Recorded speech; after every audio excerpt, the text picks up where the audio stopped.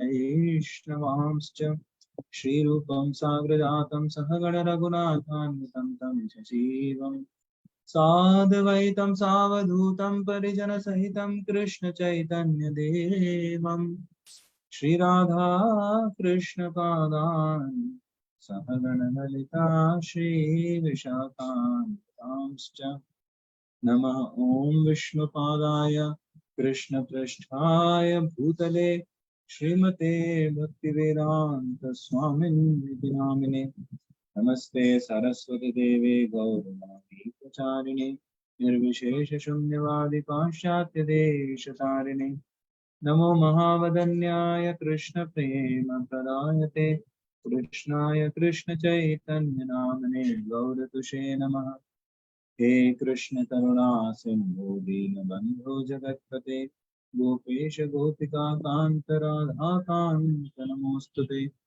तप्त कांचन गौरांगी राधे वृंदावनेश्वरी वृषभानुसुते देवी प्रणमामि हरिप्रिये वाञ्छाकल्पतरुभ्यश्च कृपा सिन्धुभ्य एव च पतितानां वनेभ्यो वैष्णवेभ्यो नमो नमः जय श्री कृष्ण चैतन्य प्रभु नित्यानंद श्री अद्वैत गदाधर श्रीवासादि गौर भक्तवृंद हरे Krishna Krishna Krishna Hare Hare Hare Ram Ram Ram Hare Hare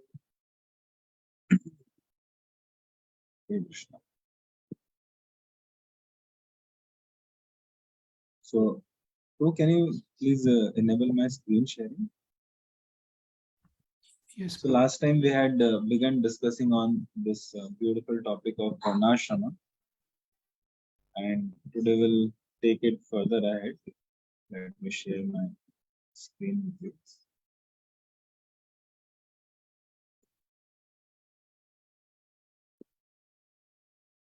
Got it.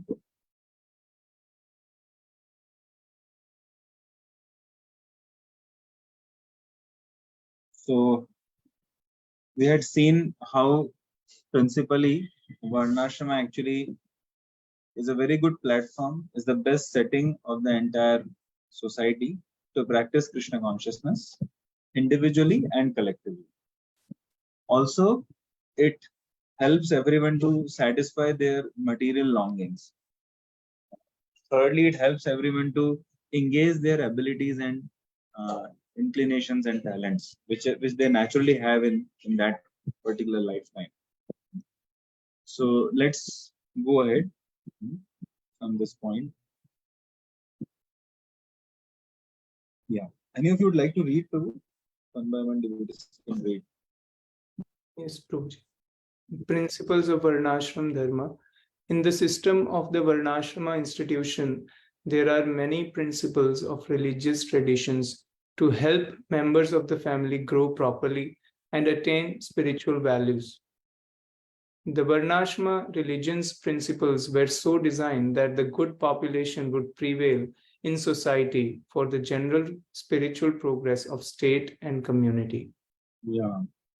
So the principles and the entire model of society was designed in such a way, the duties of individuals, they were designed in such a way that it actually would help everyone. Like for example, if you carefully observe the system of uh, every particular ritual, which happens in a marriage, if you clearly see how the Garbhadan Samskar happens. You know Garbhadan Samskar? Like how a couple conceives a child. So they actually seek blessings of the deity, the local temple. They go to the Lord and seek blessings. They go to the Acharya, the spiritual masters. They go to the elders, and they chant a lot of rounds of, like as they say, Hare Krishna, but whatever mantra composed of the holy names of the Lord they are chanting. So the whole thing makes it a very prayerful mood. Even the very institution of marriage, all the rituals were designed in such a way there was no question of divorce. Now today you see in the modern world, everywhere there is so much of challenge managing this divorce thing, and the child's life gets torn apart.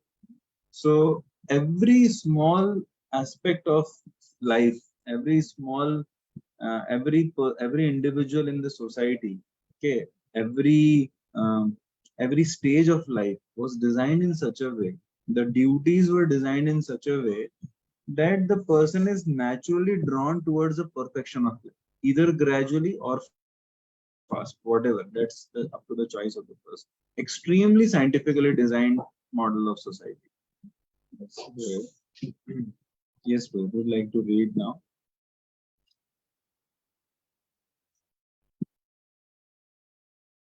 What is the purpose of Varnasrama?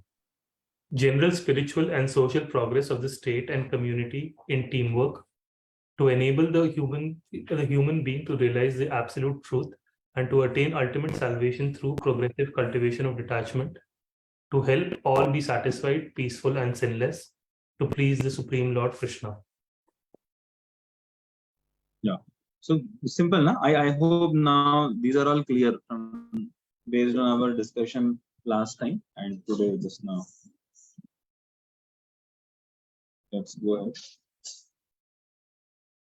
So this word is very important, na? Progressive cultivation of detachment. So, stages, okay, gradually. As per the person is selected by the person, but the direction is selected by the Shastras. Like that. Go towards the Lord, go towards the perfection of life. While being satisfied materially, it doesn't say do not aspire for a lot of money, do not aspire to get married, do not aspire for this or that. No, it just makes sure that you lead a sinless life, a very satisfying life, and a life of unity with the community, the state and community. Plus, at the same time, you're able to focus on the supreme goal of life. Okay. Yeah. So we'll see this ahead, these things.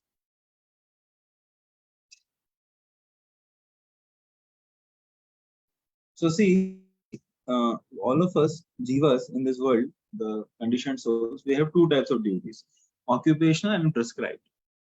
So in terms of our occupational duty and our prescribed duties, like occupational duty means we engage in some kind of occupation.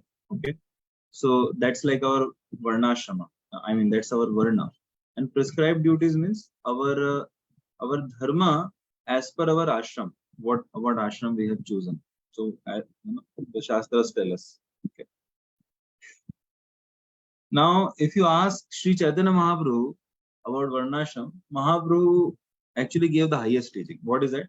Naham vipro na cha narapatir, na pi vaishyo na shudro, naham varni na cha grahapatir, na vanastho yadirva, kintu prodyan nikila paramananda purnamritabdher, gopi bharatu padakamandayor, dasa dasanudasana.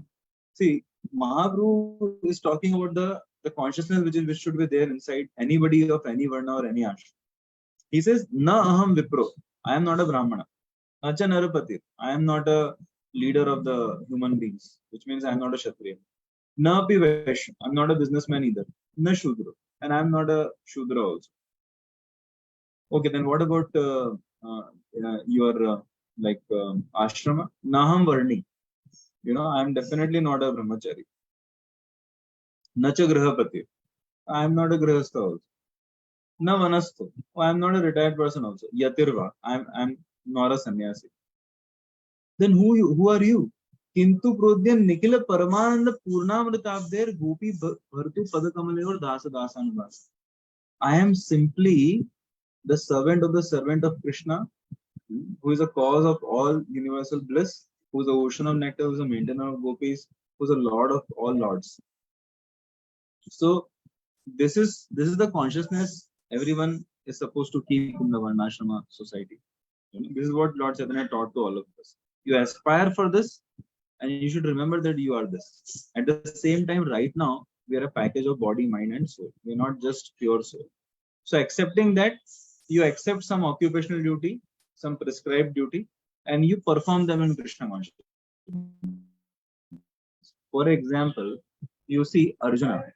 from the occupational point of view, Arjuna was a Kshatriya. And that's what Krishna told him. You are a Kshatriya. Therefore, you fight. You fight for the cause of Dharma. You fight on my instruction. And that will purify you. Okay. And as a husband or as a husband or as a father, he also had some prescribed duties, which also the Shastras would tell him to perform. Okay. Like that. So Varnashram system says you keep your head in the clouds, but you also keep your feet on the ground simultaneously.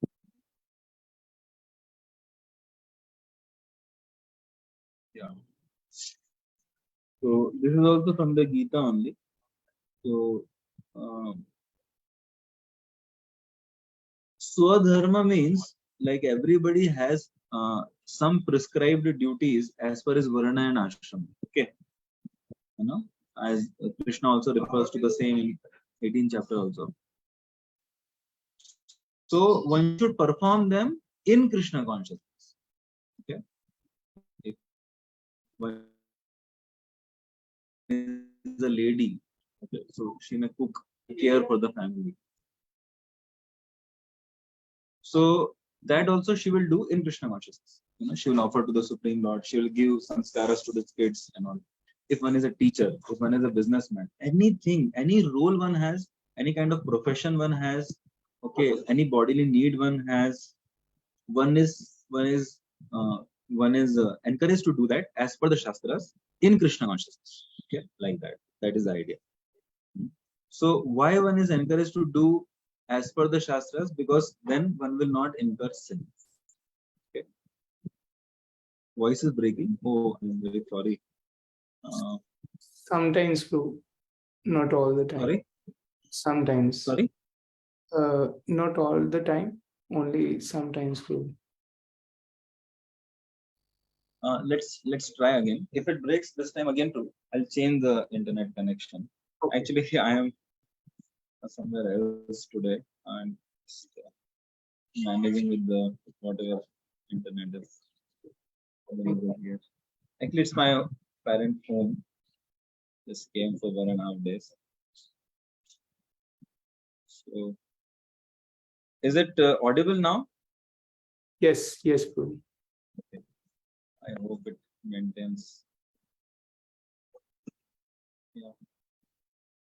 Yeah. So let's go ahead. So was this concept clear that in Varnashrama society everybody was encouraged to perform his or her duties, okay, as per the Varna and Ashrama, and they were encouraged to perform it as per the Shastras. Like for example, a king. So the king's decision making, the king's taxation, everything was supposed to be as per the Shastras. Similarly, parenting, so as per the Shastras. So then they would not incur sin, and the object of one's service or duty was encouraged to be Krishna, so that one advances spiritually also. Is this clear? Yes, Prabhu. Yes, Prabhu. Prabhu, I have one question. Yeah. If so, in Bhagavad Gita, there are different dharmas which are described. For example, we hear that there is a niti dharma that one should kill any aggressor. So sorry, come again. So in Bhagavad Gita, there in the beginning itself, so Krishna is saying that you should kill because the aggressor must be killed. But Arjuna was referring to another dharma, which I think Yes. Dharma. So in which that one's teacher should not be killed, even if one does a mistake. So Yes. how do we compare this with this? What are the different levels of dharmas? What is the hierarchy? So we see there is jati dharma, there is kul dharma, there is varna, and there is ashrama, and then there is the highest dharma, which Chaitanya Mahaprabhu is describing. So how can we understand them and have a hierarchy to follow? Very good, bro. Excellent question. So this brings us to the concept of dharma sankata. So there are times when there is, clearly like you have to choose one of the two or one of the three or one of the four. And it's like being on a crossroad, and there is no clarity of black and white there. Like there are all shades. So now what do? So that's where the role of a spiritual master or the kulapati, like the society's head, the leader, comes into picture. So there is one thing called apada dharma. So when there is apada dharma means emergency. Apata means emergency. Like apatkalin, emergency seva, apatkalin seva. So in such cases, definitely the dharma which is immediately applicable for the betterment of society, that is chosen. That is one thing. Second thing is paro dharma, as you rightly mentioned. Ultimately, if Krishna has asked us to do something, there is no logic which works beyond that. Absolute truth is absolute truth. If he has asked something, or if his pure representative in parampara has asked something, that is the highest. Okay. And sometimes one has to very intelligently, based on the guidance from the brahmanas or elders, one has to intelligently come up with a solution which reconciles or which combines both the opposing duties at that time. Like for example, in the first canto of Bhagavatam, there is this episode of Ashwatthama wherein Arjuna was asked that you have to kill him also, and you have to leave him also. So what do? So he chose to disrespect him so heavily that publicly humiliate him, that which was as good as death. At the same time, he was not to be killed.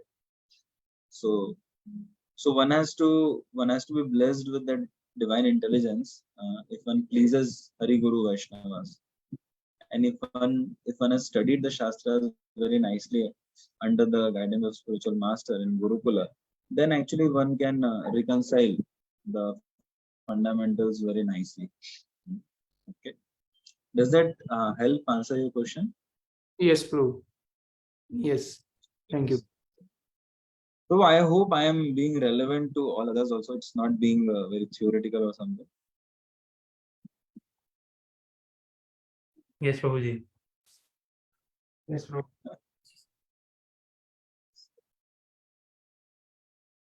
So you'll be able to appreciate it more ahead. So Prabhupada says in many places that human civilization begins from the stage of Varnasrama. Unless a human being adopts and accepts some set of rules and duties, okay, and unless he accepts the authority of the Shastras, which are words of God. Shastras are words of God, and when the human being accepts them as authority and as the guideline of his life, and then he aligns his roles and his everything as per those things, as per those principles, his human life is set, like it is said that his human life does not begin. And believe me, Prabhu, all these things are very, very scientific. Like I'll give another example, very material one for that sense. Let us take architecture. Let us take cooking. Let us take farming. Shastras describe that farming should be organic, never chemical based, never an aggressive approach to the farming. And then Shastras say similarly about like cows, how the cow should be treated, not the way like the kind of consumeristic culture which people have today in treating any animal, or even in treating the prakriti, the mother nature itself. Similarly, for example, you take cooking. Cooking was not supposed to be like the way it is. In fact, 5 things were free in Varnasrama. You know that? I think I didn't tell you. I should tell. First, all the basic necessities of life are free. Food, water, then medicine, education, and nyaya. Nyaya means justice. These 5 things were free. When I say water, it actually means all the basic things, not just drinking water. Now you see, these are the 5 topmost industries: food and water, education, medicine, justice, law. Isn't it? It's a threat when somebody gets sick. Okay, like even in India, of course in India it's still pretty easy. Like India still has some culture of that kind, but it's Previously, these things were free, really free, Prabhu. Many other things were free. Anything basic you say now, it was free. Like you could easily survive anywhere. There was no question of like non-survival. You see economics also. The Vedic economy in Varnasrama was based upon absolute things. What do I mean when I say absolute things? Like there were silver coins, gold coins. Okay, there were barter system or exchange. So like today you have currency, and anytime or you have stocks and all, anytime the fluctuation and inflation and all these things happen, and there's a lot of anxiety, and you can't even eat and survive. You can't even travel. You can't even enter another country or another state. It's not free. Previously, it was a free country. Like it really everything belonged to God. And if there was a free land and there was no objection to the people nearby, then you just stay at that place. It's not like and taxation system was also very crystal clear. Whatever you earn, give 25%. Whatever you earn, no tax brackets. And the basics will anyways be provided free to everyone. It was like such a powerful system, and the ladies could roam free anywhere. Such society, because the society was trained in culture. The ladies were trained in chastity, the men were trained in sense control, and the entire society was educated in laws of karma and the law of next birth. So nobody would hardly put any locks in their homes. No security system. Today you have first OTP, second OTP, third OTP, alarm system, burglar system, dog and guard, and oh my God. And an educated Indian boy, he goes to America. Sorry for the joke at your expense, but just on a lighter note, Indian boy goes to America and he freezes at the very sight of the policeman. He even turns his car around. Like one law, if I break, what will happen to me? So Prabhupada used to say they are barking like dogs when I enter another country. Where is your visa? Oh, you cannot enter, Indian man. So the entire society actually was a very, very peaceful and very prosperous one. Even up till 18th century, there was not even one beggar in India. It is there in the official survey reports of East India Company. This land, across the length and breadth, there is so much of prosperity. India was having 3/4 of the world's GDP till the time the whole series of this invasions began. You know about this, right? I suppose it reduced from like 75 to 25 when Mughals left, and it reduced from 25 to 2 when by the time Britishers left. So just see, they plundered it like anything. But that was India. I am talking of India, what we conceive of as today, like with all geographical boundaries. But the Bharata Varsha, the Rama Rajya, when the Varnashram was at its peak, it was fantastic actually. So let's go ahead. Yeah. So as we were discussing, the entire civilization was very scientifically designed. Everything. We have been brainwashed by the wrong things, in a wrong way. They have been teaching us in our education system about anything, about caste system, about dowry system, about education system, about child marriage, or whatever. Everything, however, was very, very scientific. So again, here also he says that real human society means Varnashram. So these are 4 Varnas and these are the 4 ashramas. You already know about this. So these are 4 social orders and these are 4 spiritual orders. Why are they called like that? Social orders means like based on your inclination, based on your nature, based on your natural talents and abilities, how do you engage yourself in society? Like what kind of role you play? It's more like material. And this 4 spiritual orders, these are also material. Ashramas are also material. Okay, whether you choose to remain a brahmachari or you be a grahastha, maybe a vanapastha also. But they were meant for like your spiritual progress. Like, so how do I choose whether I should be a brahmachari or grahastha? In which ashram will I be more naturally comfortable to practice Krishna consciousness? In which ashram will I be able to focus more on Krishna? In which ashram will I be able to maximize my approach towards Krishna? Okay. Am I being clear here, Prabhu? Yes, Prabhu. Yes, Prabhu. Yeah. So the thing was not like, where my friends are going, or which is a more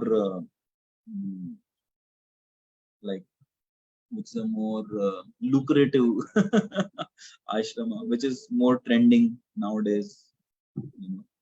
No, not all that. Okay. So they in itself, brahmachari ashram or grahastha ashram is not spiritual. There is absolutely, you see, Mahamantra is same for everyone. The process of Bhakti Yoga is same for everyone. Bhagavatam is same for everyone. Okay, morning pranam is same for everyone. And one can render service as per one's time available and as per one's energy. So all those principles are same. It's like, somebody may be more comfortable. I think I gave this example last time. Somebody may be more comfortable with Ubuntu. Somebody may be more comfortable with Windows. Fine. Point is, you do the job, make the document or whatever. Somebody may be more comfortable to drink Charnamrit in a glass. Somebody may be more comfortable to drink it in a cup, in a bowl. Fine. Okay. Like that.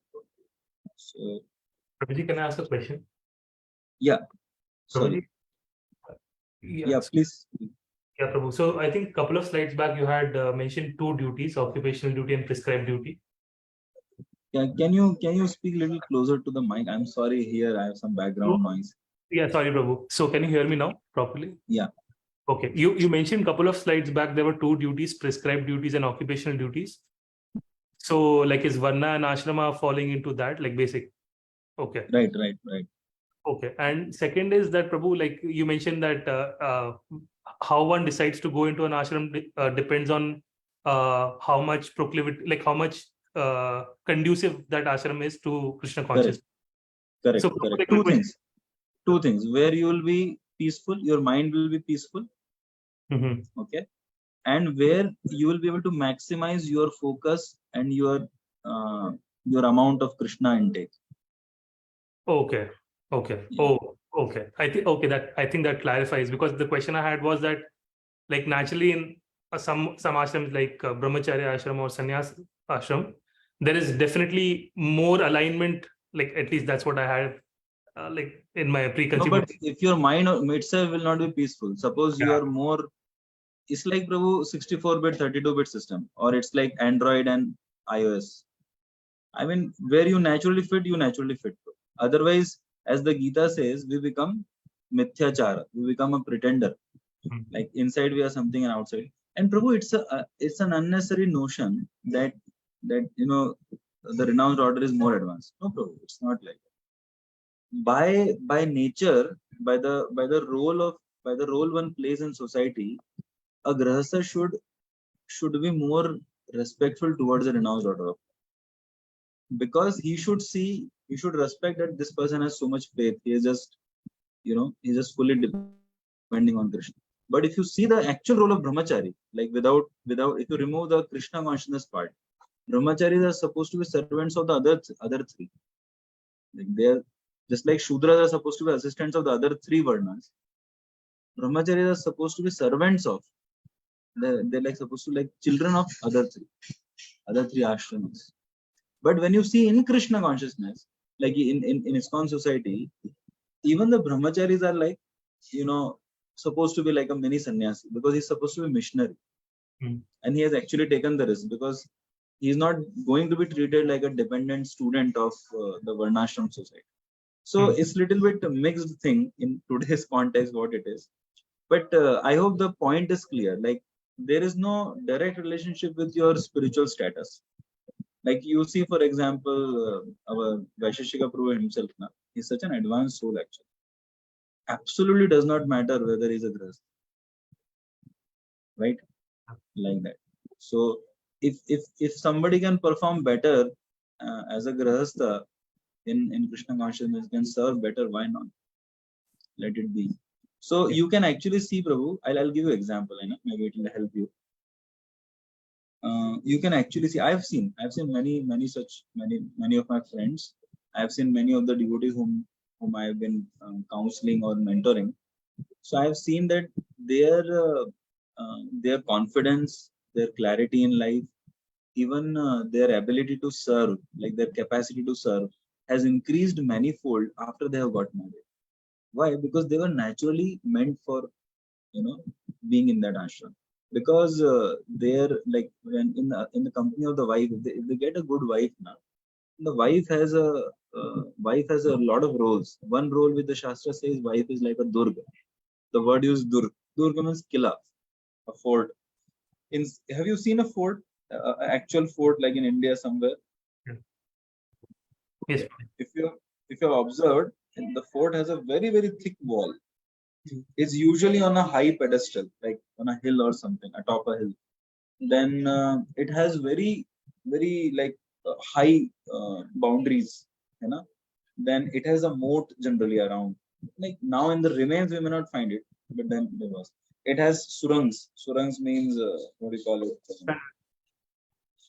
Tunnels. You know that, no? What do you call it? Tunnels. Yeah, sorry, tunnels, right? And it has many other features. So it can keep a king very safe, very very safe. Okay, there are many technical details which I'm not going into. So entire idea is, Prabhu, like if a person with some passion and ability gets a good wife, the good wife, she will keep the person very safe.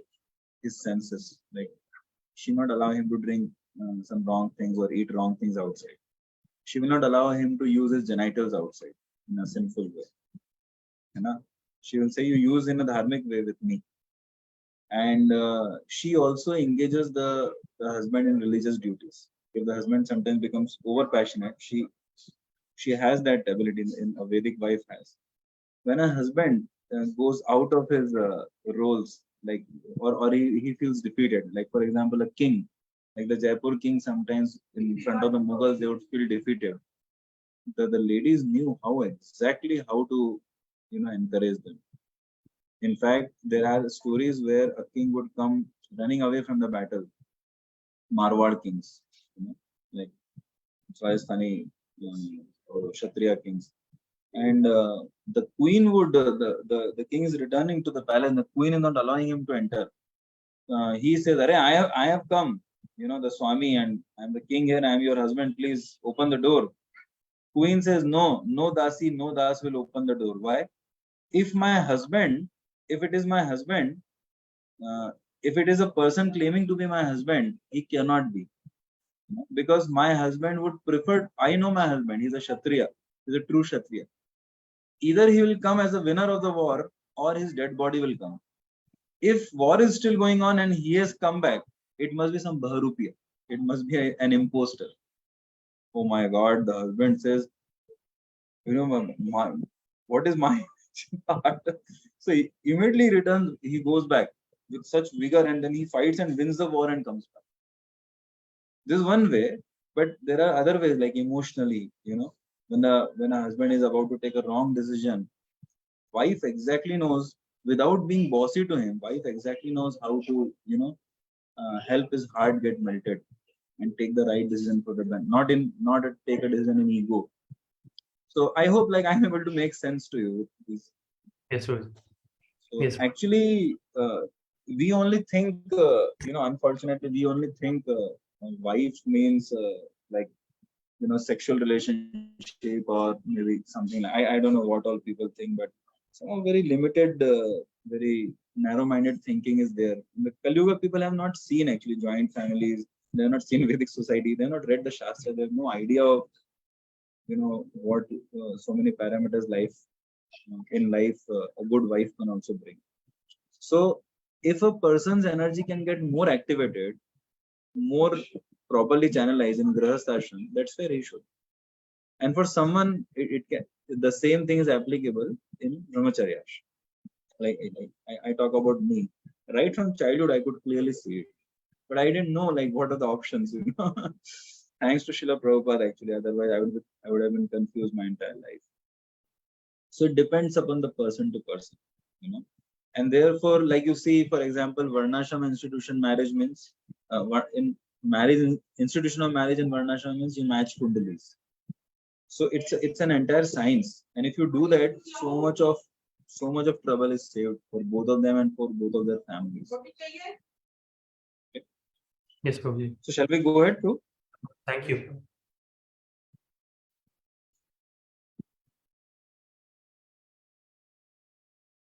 Yeah.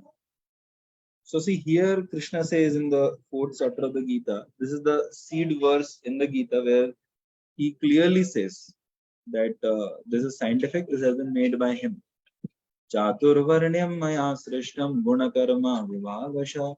He says that I have made, Krishna is telling, I have made this, maya srishtam.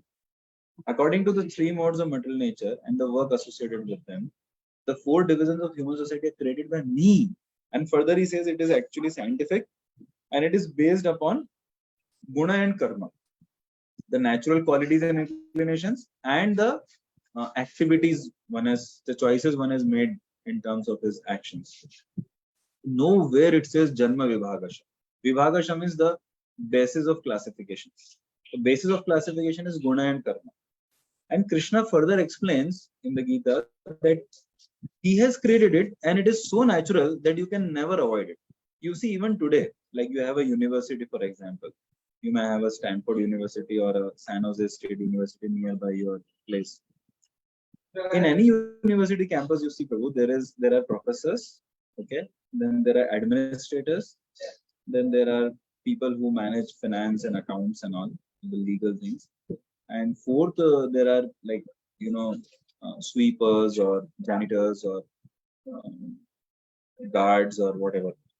So are these not natural in any place? Even in a company, like in a corporate organization, it's natural. In a government, it's natural, right?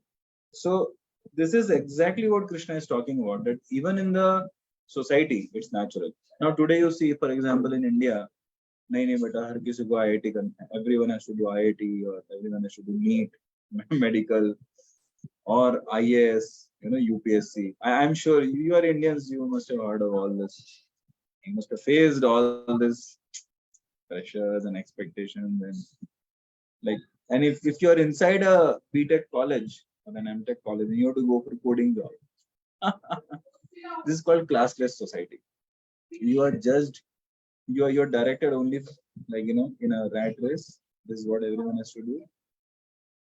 Nobody bothers for what's your goal of life, what's your nature, what are your inclinations. Very, very few people have that thing actually today. So very narrow-minded, closed definitions. Is it not true, bro? Yes. Yes. So Varnashrama society worships individuality. Literally worships. It welcomes individuality. It is very much based on the very fundamental of everybody being a very unique person. Okay. So it is not based on a stereotyped idea. Go ahead. So this itself solves a lot of questions. That it was not based on Janma. Not like you are born in a Brahmana family, you have a certain title, so you become like that. No, nobody becomes a doctor like that. Nobody becomes a lawyer like that.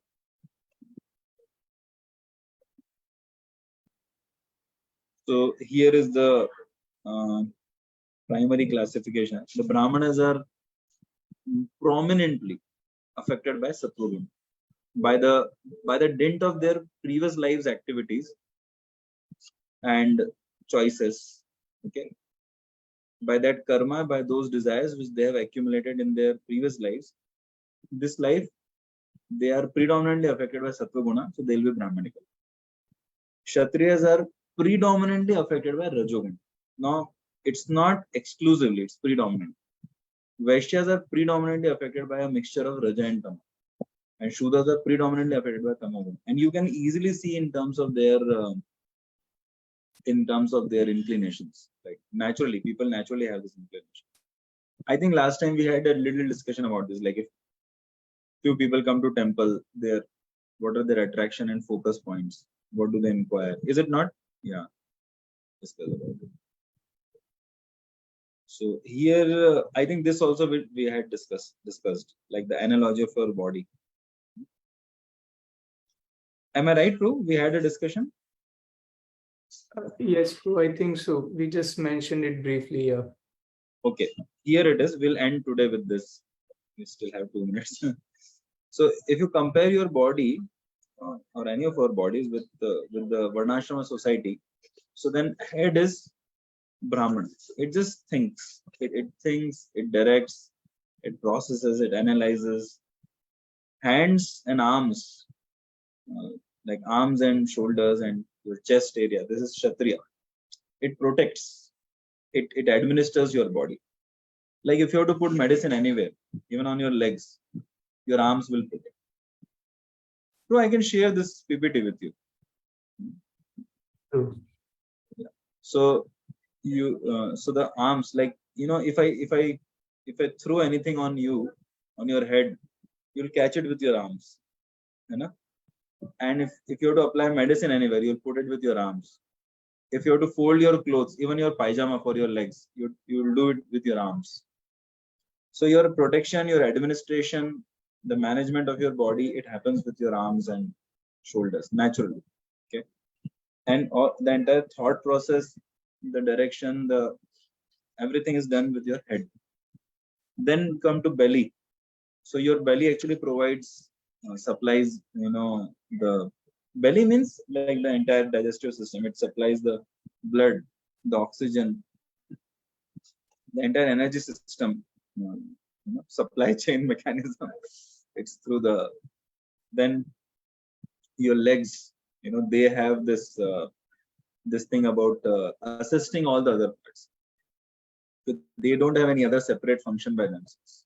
They'll just facilitate you.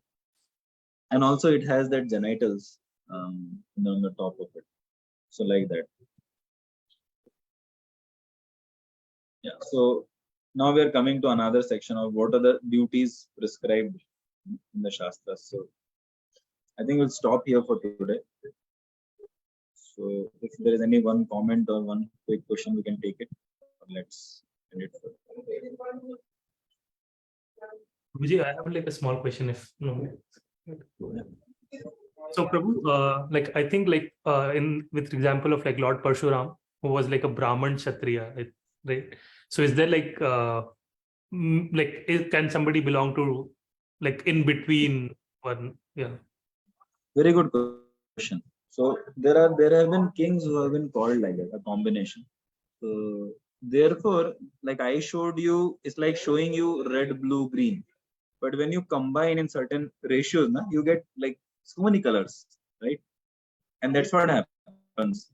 So therefore, no two people are same. No two people are equally exactly affected by the same combination of gunas. No, it's like a different combination and combination. Another important thing, Prabhu, is that the gunas which you're affected by also get little modified throughout your life. So at the time of when you're taken your birth, there are certain gunas which in a very predominant fashion affect you at the time of your birth based on all your previous lives. It's like a cumulative, total, which will never get totally drastically changed. That's like too much. In a very rare case, it may happen. Like it happened in the case of Vishwamitra Muni. He was almost totally affected by Rajoguna in the beginning of his life.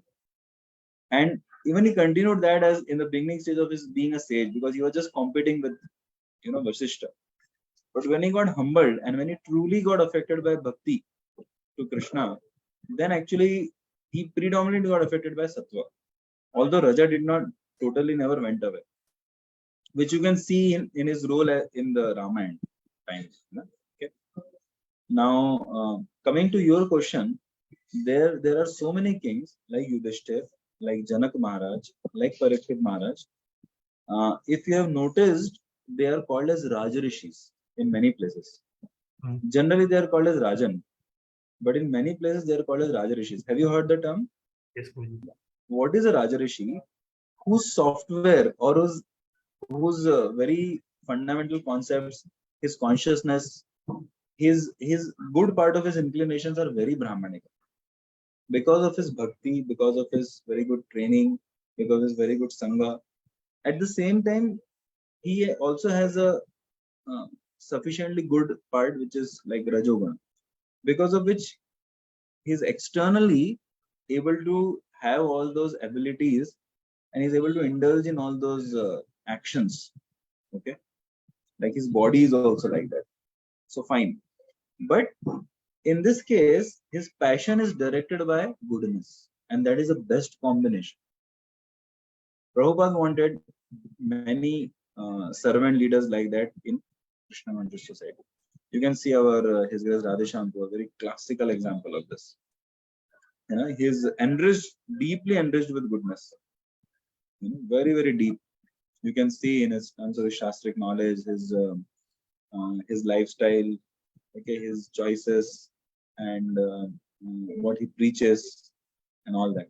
At the same time, his vigor is like, I mean, he's really passionate about spreading Krishna consciousness and about making other missionaries, and you can see this combination. Like when he takes up a task, he'll accomplish it. He's a go-getter.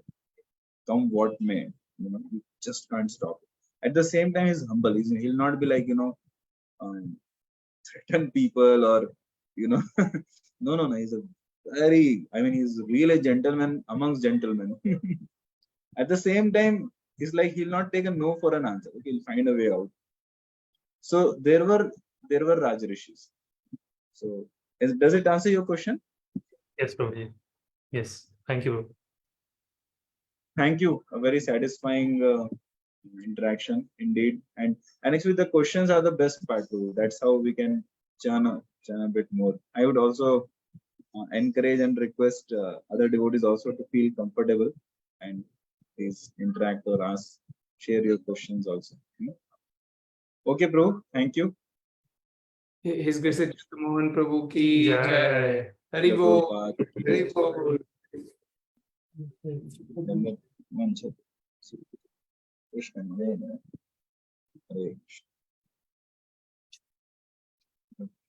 You, Guruji. Thank you, Prabhuji.